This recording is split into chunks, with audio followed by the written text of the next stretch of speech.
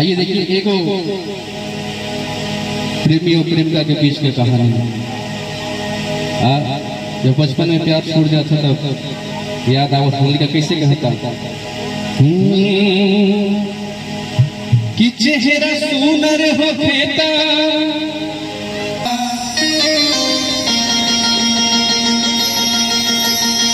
लड़का कहा था कैसे कि अगर चेहरा सुनर होके तो छुपावल ना जाला कि चाहे वाला के ऐसे सतावल ना जाला।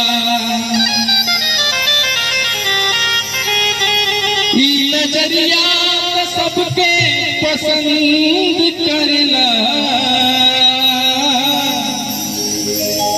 अपना आशिक के ऐसे रोआवल ना जाला। लेकिन कैसे कहता कि तुझसे मांगिल प्यार हम निशानी में, क्या बात कि तुझसे मांगिल प्यार हम निशानी में, क्या बात है कि देना देना देना दिल जवानी में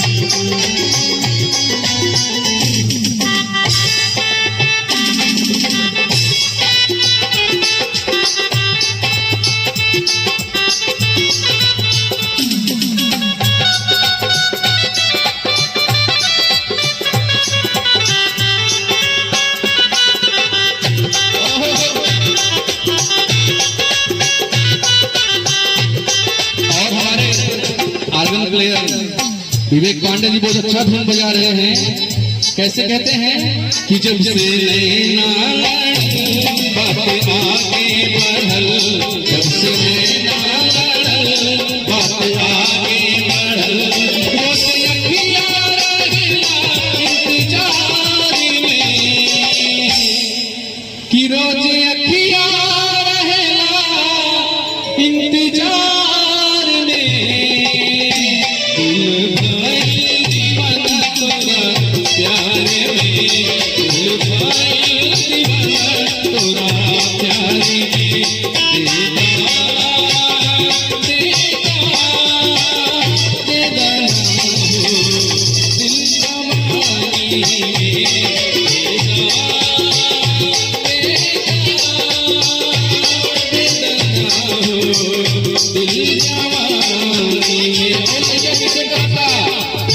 कि प्यार से प्यार देना सितम,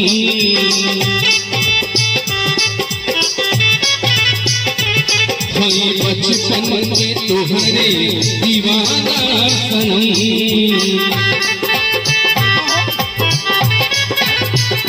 प्यार से प्यार देना सितम, हम बचपन के तोहरे दीवाना सनम, प्यार के रंग भरता कहानी में, प्यार के रंग भरता कहानी में, देदा हो देदा हो दिल जवानी में, देदा